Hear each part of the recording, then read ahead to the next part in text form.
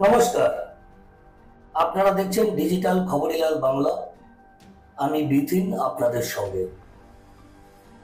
Doctor এবং পিজিটিদের সুবিধার জন্য অনলাইন রেফারেন্স সিস্টেম চালু হতে চলেছে এবার রাজ্যে।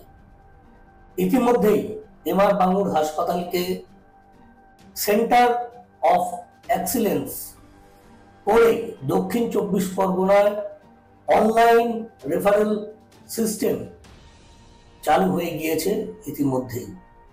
সেই কাজের সূত্র ধরেই 1 নভেম্বর কলকাতার 5টি মেডিকেল কলেজ হাসপাতালের সঙ্গে জেলা ও ব্লক স্তরের হাসপাতালগুলোকে অনলাইনে যুক্ত করা হয়েছে।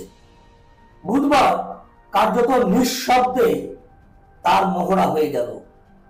আরজিকর সহ Kolkata medical college, SSKM, NRS, national medical college, এই 5টি কলেজে একই সঙ্গে এই 5টি হাসপাতালে সিকিউরিটি অডিট করল লালবাজার।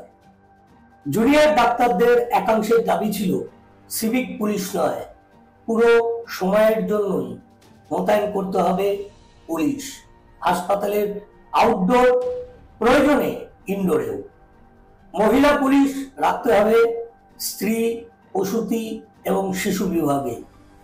তবে আরজিকরে এই মুহূর্তে যেহেতু আদালতের নির্দেশে সিআইএসএফ রয়েছে, তাই আইন অনুযায়ী অনলাইন সিস্টেম চালু হলেও নিরাপত্তার বিষয়টি এখনই কলকাতা পুলিশের হাতে যাবে কিনা তা নিয়ে এখনই কোনো প্রশাসনিক স্তরে সিদ্ধান্ত নেয়নি নবান্ন। এখন প্রশ্ন, অনলাইন রেফারেন্স সিস্টেম চালু হলে চিকিৎসকদের কতটা সুবিধে হবে এবং রোগীদের কতটা লাভ এই প্রযুক্তির মাধ্যমে। অনলাইন রেফারেন্স সিস্টেম এখন একটা ব্যবস্থা যে আউটডোরে বসেই সংশ্লিষ্ট বিভাগের চিকিৎসক বুঝে নিতে পারবেন তার বিভাগে কতগুলি বেড এই মুহূর্তে ফাঁকা আছে। আবার জেলা বা ব্লক হাসপাতালগুলি যুক্ত হওয়াতে তারাও বুঝতে পারবেন কোন মেডিকেল কলেজে বা হাসপাতালে কটি বেড ভ্যাকান্সি রয়েছে। সেক্ষেত্রে ব্লক ও জেলা হাসপাতালগুলির গুরুত্ব অপরিসীম। সংশ্লিষ্ট হাসপাতালের চিকিৎসক দেখে নিতে পারবেন কোন হাসপাতালের রোগী পাঠানো এই মুহূর্তে উচিত হবে কি হবে না। ধরা যাক বাদুড়িয়া ব্লক হাসপাতালে সেরিব্রাল স্ট্রোকে কোনো রোগীকে আনা হয়েছে। বাঙুর হাসপাতালের সঙ্গে অনলাইনে আলোচনা করে প্রয়োজনীয় ইনজেকশন থেকে শুরু করে ওষুধ দিয়ে রোগীকে বাঙুরেই পাঠানোর উদ্যোগ নেওয়া সম্ভব হবে। এক্ষেত্রে ঘটনা হলো এই সিস্টেমে রোগীর হাতে একটা চিরকুট দেওয়া হবে, যেখানে বেড নম্বর লেখা থাকবে আগে থেকেই। অ্যাম্বুলেন্সে করে রোগীকে বাঙুর হাসপাতালের জরুরি বিভাগে নিয়ে গেলে সংশ্লিষ্ট যারা কর্মী রয়েছেন বা কর্তব্যরত চিকিৎসক রোগীকে সঙ্গে সঙ্গে ভর্তি করে নেবেন বাঙুর হাসপাতালে বা যে হাসপাতালে পাঠানো হবে সেই হাসপাতালে। এর ফলে হাসপাতালগুলিতে রোগীর পরিজনের বিক্ষোভও কমবে। তারাও জেনে যাবেন যে কোন হাসপাতালে কোন রোগীর চিকিৎসা হয়, কোন হাসপাতালে এই মুহূর্তে বেড ভ্যাকান্সি রয়েছে। চিকিৎসকদের ওপরেও চাপ কমবে এর ফলে। স্বাস্থ্য দপ্তর সূত্রে খবর, কলকাতার 5 মেডিকেল কলেজে চালু হওয়ার দিন কয়েকের মধ্যে বাকি রাজ্যের 23টি মেডিকেল কলেজ এই ব্যবস্থার আওতায় চলে আসবে। উত্তরবঙ্গের ক্ষেত্রে উত্তরবঙ্গ মেডিকেল কলেজ হাসপাতালকে নোডাল সেন্টার হিসেবে চিহ্নিত করা হয়েছে।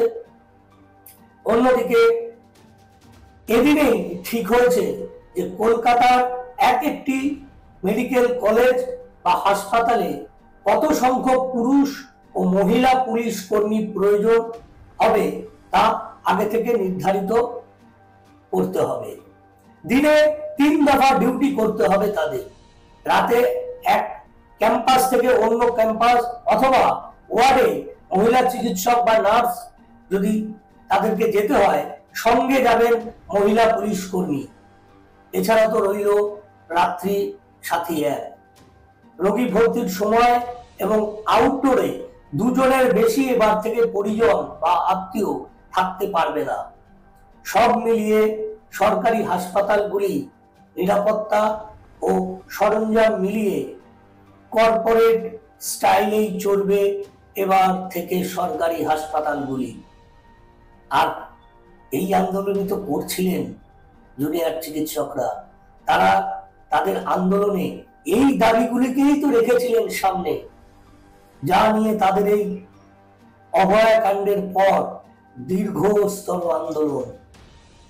এখন দেখার কাগজে কলমে নয়, এই প্রত্যেকটা জিনিস যেন আগামী দিনে শুধুমাত্র কাগজে কলমে না থেকে একদম বাস্তবে রূপ নেয়, এবং সেক্ষেত্রে রোগীর পরিবাররা যেমন উপকৃত হবেন সংশ্লিষ্ট ডাক্তার। সুতরাং আমরা আগামী দিনে আশা রাখবো যে এই যে দীর্ঘতর আন্দোলনের মধ্যে দিয়ে যে সুফলগুলো উঠে আসছে, সেগুলো 1 মাস বা 2 মাস বা 3 মাস বা বড়জোর 1 বছর পরে মুখ থুবড়ে পড়বে না। এই বিষয় আরো উন্নততর হবে, আরো এগিয়ে চলবে এই উন্নততর পদ্ধতি। ভালো থাকবেন, সুস্থ থাকবেন, সাবধানে থাকবেন। নমস্কার।